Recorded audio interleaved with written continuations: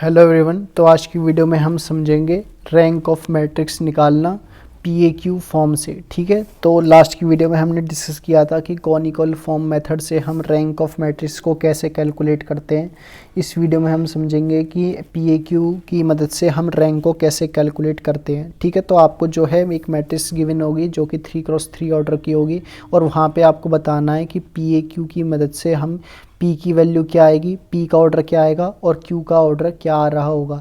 अब यहाँ पे जो कॉन्सेप्ट है वो इतना सा है कि यहाँ पे हम जो अप्लाई करेंगे वो यहाँ पे हम रो ऑपरेशन भी अप्लाई कर सकते हैं और कॉलम ऑपरेशन भी अप्लाई कर सकते हैं। लेकिन डिफरेंस सिर्फ इतना सा है कि जब भी हम रो ऑपरेशन अप्लाई करेंगे वो केवल और केवल एप्लीकेबल हो रहा होगा प्री फैक्टर के अंदर। ठीक है, प्री फैक्टर क्या होगा और पोस्ट फैक्टर क्या होगा ये हम डिस्कस करेंगे। और जो कॉलम ट्रांसफ़र है वो हमारा एप्लीकेबल होगा पोस्ट फैक्टर के अंदर। ठीक है, जैसे ये हमारी मैट्रिसेस हो जाएगी। ए मैट्रिसेस है एम क्रॉस एन ऑर्डर की, तो जो आई एम है ये हमको रिप्रेजेंट करेगा प्री फैक्टर से। सिमिलरली गिवन मैट्रिसेस ए होगी और आई एन हमको रिप्रेजेंट करेगा पोस्ट फैक्टर से। ठीक है, तो जब भी हम रो ऑपरेशन लगा रहे होंगे तो हम वो केवल आई एम मैट्रिक्स के अंदर लगाएंगे और जब भी हम कॉलम ऑपरेशन लगाएंगे वो हम पोस्ट फैक्टर के अंदर यानी कि सेकंड मैट्रिसेस के अंदर लगाएंगे। ठीक है, और इसे कैसे लिखते हैं वो हम देख लेते हैं। तो सबसे पहले हमको एक गिवन मैट्रिक्स गिवन है ए मैट्रिक्स गिवन है 3x3 ऑर्डर की। यहाँ पे हमको डिटरमाइन करना है two non singular matrices P and Q such that P A Q is equal to I and hence finds A inverse. तो यहाँ पे हमको ए इनवर्स भी फाइंड करना है, इनवर्स ऑफ द मैट्रिक्स भी फाइंड करना है और पी और क्यू की वैल्यू भी बतानी है। ठीक है, तो सबसे पहले हमने ये लिख लिया कि A m cross n is equal to I m A I N.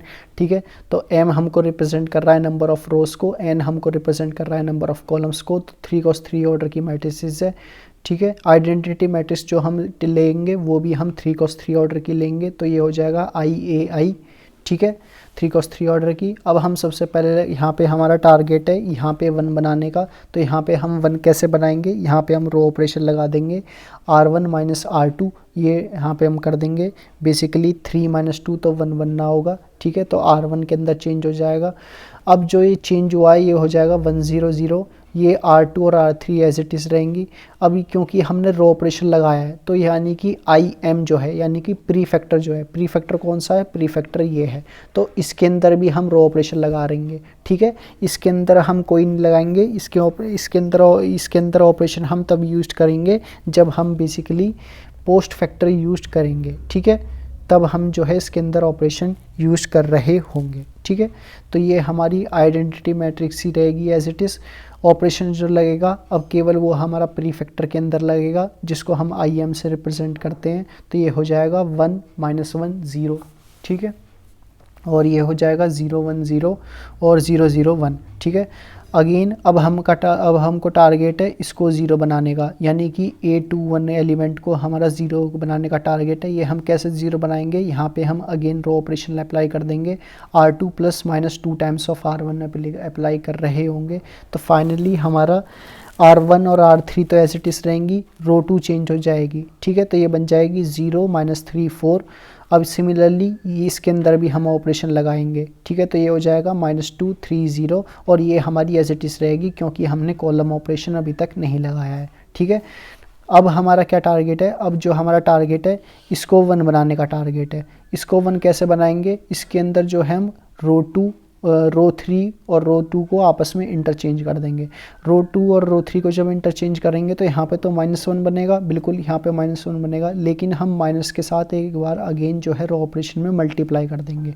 जब हम -1 के साथ R2 के अंदर मल्टीप्लाई करेंगे तो माइनस हमारा जो है कैंसिल हो जाएगा। ठीक है, तो वो यहाँ पे हमने किया है, पहले हमने रो 2 और रो 3 को इंटरचेंज किया है।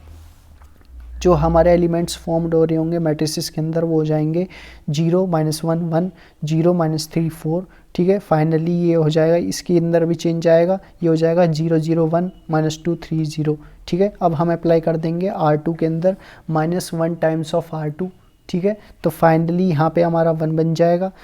अब हमारा टारगेट है इस 1 की मदद से इस एलिमेंट को 0 बनाना, यानी कि A32 जो है इसको हमारा 0 बनाने का टारगेट है। अब ये हम कैसे 0 बनाएंगे, यदि हम -3 को +3 टाइम्स ऑफ R2 कर दें, यानी कि -3 + 3 कर दे तो ये हमारा 0 बन रहा होगा, ठीक है।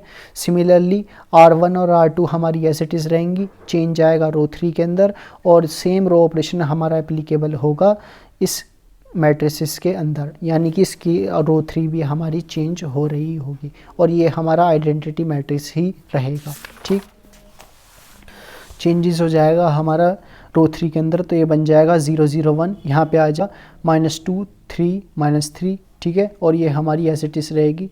अब हमारा टारगेट है बेसिकली इसको 0 बनाना, तो इसको 0 बनाने के लिए यदि हम ये हमारा जो A23 है, A23 को A22 के साथ एडिशन कर दें, यानी कि कॉलम 3 को कॉलम 2 के साथ एडिशन कर दें, तो हमारा 0 मैट्रिक्स 0 एलिमेंट फॉर्म्ड हो रहा होगा, ठीक है। तो फाइनली हो जाएगा हमारा, ये बन जाएगा 1 0 0 0 1 0 0 0 1, ठीक है।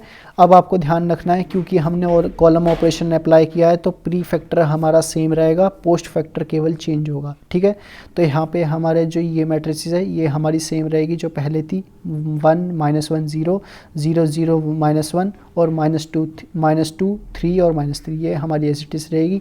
चेंज होगा अब हमारा इसके अंदर, यहाँ पे हम C3 + C2 कर देंगे, C3 + C2 कर देंगे तो कॉलम 1 हमारी एज इट इज़ रहेगी और कॉलम 2 हमारी एज इट इज़ रहेगी, चेंज होगी हमारी कॉलम 3, ये हो जाएगी 0 1 0, ठीक है। अब आप देख सकते हैं जो हमारी मैट्रिसेस आई लेफ़्ट हैंड साइड में वो कैसी आ गई, आइडेंटिटी मैट्रिक्स आ गई, किसकी, 3 cos 3 ऑर्डर की, ये हमारी आइडेंटिटी मैट्रिक्स है। तो यही हमको रिप्रेजेंट करती है P और Q को, जो बची हुई मैट्रिसेस हैं, जो कि हमारी प्री फैक्टर की मैट्रिसेस थी वो हमको रिप्रेजेंट करेगी अब P से, ठीक है, जिसका ऑर्डर भी हमारा 3 cos 3 का आएगा। सिमिलरली जो Q मैट्रिसेस है ये भी हमारी 3 cos 3 की ऑर्डर की आएगी। तो यहाँ पे हमारा टारगेट रहता है इन क्वेश्चंस के अंदर कि हम जो है अपनी इन्वर्स को आइडेंटिटी मैट्रिक्स के अंदर कैसे कैलकुलेट कर पाते हैं, ठीक है।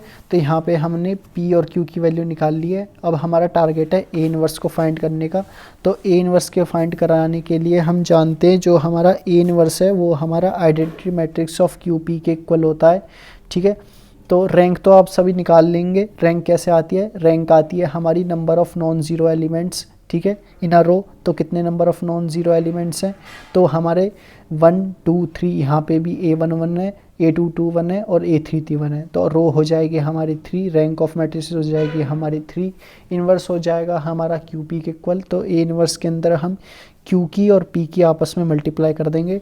3 cos 3 मैट्रिक्स का मल्टीप्लिकेशन आप जानते होंगे कैसे करते हैं, हम मल्टीप्लिकेशन करते हैं A11, ठीक है। फिर सेकंड हमारा एलिमेंट फॉर्म होता है A12 से, यानी फर्स्ट रो सेकंड कॉलम। फिर थर्ड एलिमेंट हमारा फॉर्म होता है A13 से, फर्स्ट रो थर्ड कॉलम, ठीक है।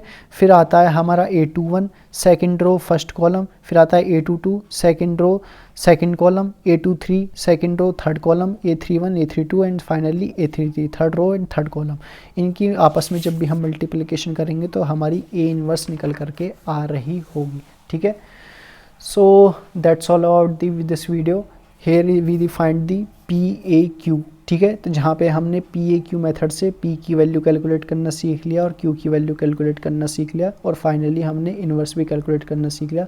इन्वर्स के लिए हम Q और P की आपस में मल्टीप्लाई कर देते हैं, यानी कि 3 cos 3 मैट्रिक्स की जो है हम आपस में मल्टीप्लाई करेंगे, और हमारी जो 3 cos 3 की हमारी मैट्रिसेस बनेगी मल्टीप्लाई करने के बाद, वो हमारी फाइनली बनेगी A11 A12 A13 A21 A22 A23 और A31 A32 और A33, ठीक है। ऐसे हमारी जो है 3 cos 3 की मैट्रिक्स हमारी फॉर्म्ड हो रही होगी, इससे हम जो है इन्वर्स निकाल पाएंगे, ठीक है।